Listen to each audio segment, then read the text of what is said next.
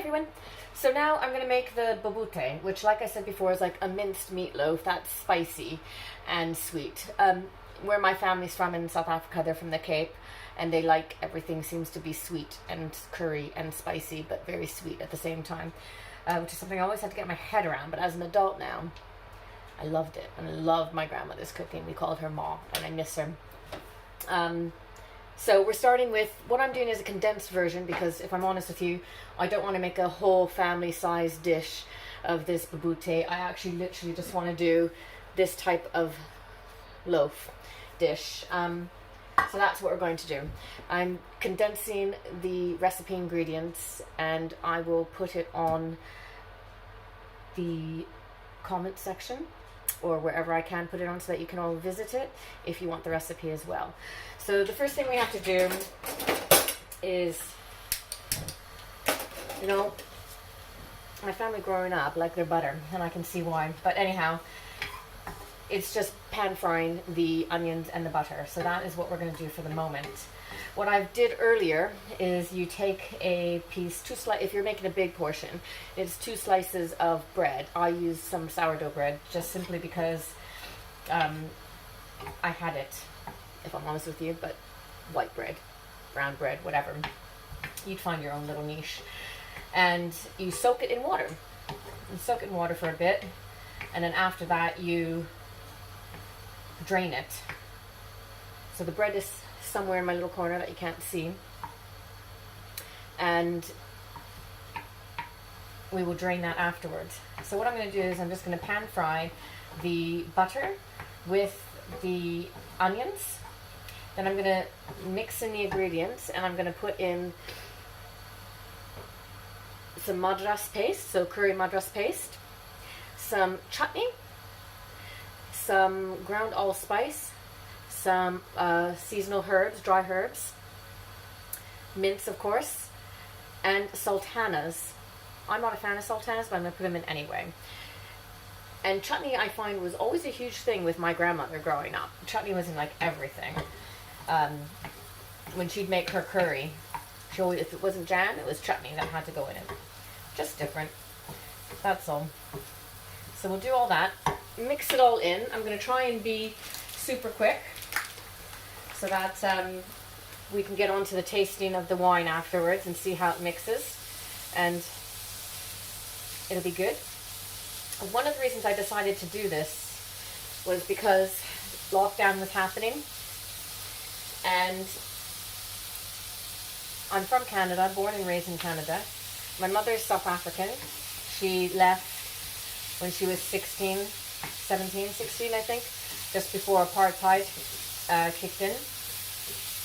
And I realized that this year I will have been in the United Kingdom half my life in Canada, half my life in England. And I just wanted to do something different. I've loved learning about the wines, and I've loved learning how things change, how the wines and the texture and the taste of the food changes. And I love the idea of just bringing together my mixed culture of different things, you know? I have 2 ideas for the next lesson or session, whatever it is, YouTube channel. And I'm going Canadian on the next one. And it's either going to be, depending on the weather, which is why I'm not sure yet, poutine. And that'll be interesting to see what wines go with poutine. Because I think traditionally with poutine, which is potatoes and cheese basically, you would have beer. But we're not going to do that. So I've just put in some madras paste, curry paste. Oh, see, that smells so much like my grandmother's food already. And if I can open this, I'm going to be putting in some seasoning, dry herbs, some allspice. So I cook quite regularly in my house. So a lot of what I'm doing right now is just winging it a bit. Like I said, I'll put the recipe down. One thing I learned in my wine course when I was doing it was that like sweet wines go with spicy food, which I would not have thought of. But then what did I know? I was learning, and I'm still learning about it all. I'm gonna go cry. I miss her. This is awesome. So I'm putting in the famous chutney now. This is my second time only doing a YouTube video, so I'm going to be very amateurish and step back and get a spoon, because I forgot to lay all of the utensils I needed right here in front of me, but I have all the ingredients I needed right here in front of me.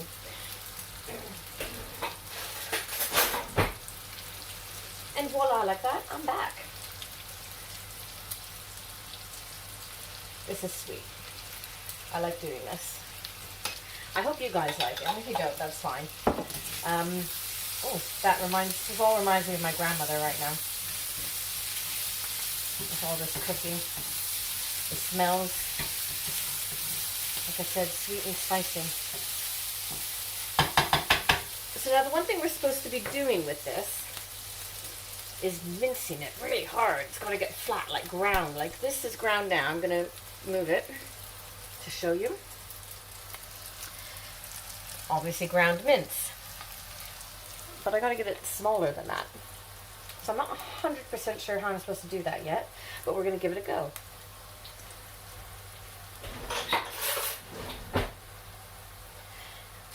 And then it's got to cook. Once I get it down, it's got to cook for 40 minutes. And there's a second step to this. So I'm going to drain the bread in a minute. And the bread goes on the bottom of this. I guess it's like a shepherd's pie, eh? You know, you like your carbs, don't you, when you're doing this kind of warming food? I might actually be cheating and be lazy and not do it like that and then get told off by my family members, but that's okay. My aunt gave me my grandmother's cookbook, and it's all in Afrikaans, so I can't understand it all. So whenever I see a recipe that looks good, I go to my friends that know how to speak it and say, help me get it. Right, so now I'm going to take the bread and drain it. Which I find so weird to do that. Look at all that. Oh, we don't want to look at that actually. I'm now using my child's utensils. See, I'm such an amateur. Amateur Beckett. Linklater Beckett, that's me. Again, I'm going to do what an amateur would do and empty this away from the camera.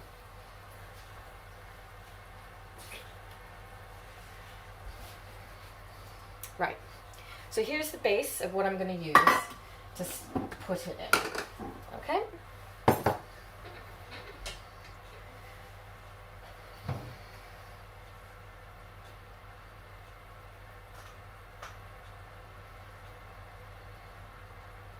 It says until it changes spicy sultanas. I'm supposed to put sultanas in here, but as I said, I'm not.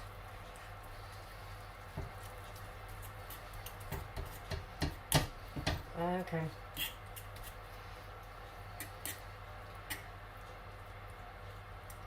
Alright. This will be interesting. So now, I feel like in being super organized, I feel like I've given this a bit too much mince, if I'm honest with you. But now you then take the drained bread and mix it in with the mince mixture. I'm going to show you that.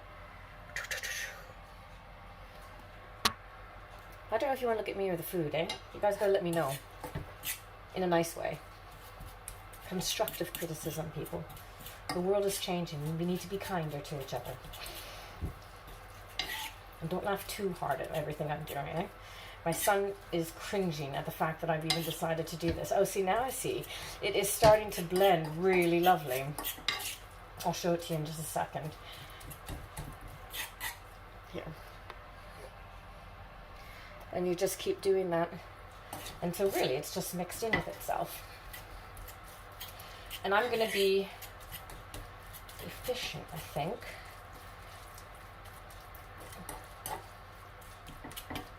And use the same pan for mixing the milk and eggs. Turn the oven on, preheat it to 190 Celsius. And then in it goes into the dish that I've got here. That's not too big, maybe I'll go in nicely actually. I was a tiny bit worried about it. You can see it from where I am. You can see it here. And I'm going to do that amateur thing again.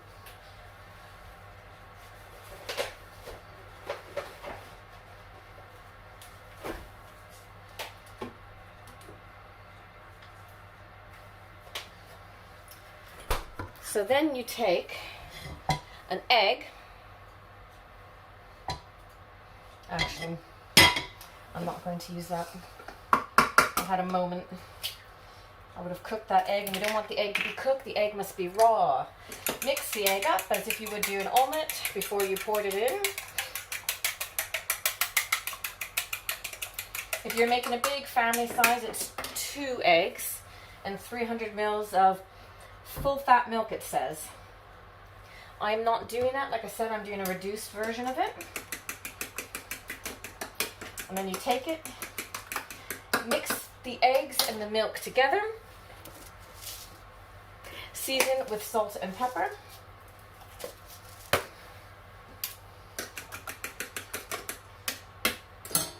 Pour it over the mixture, like so.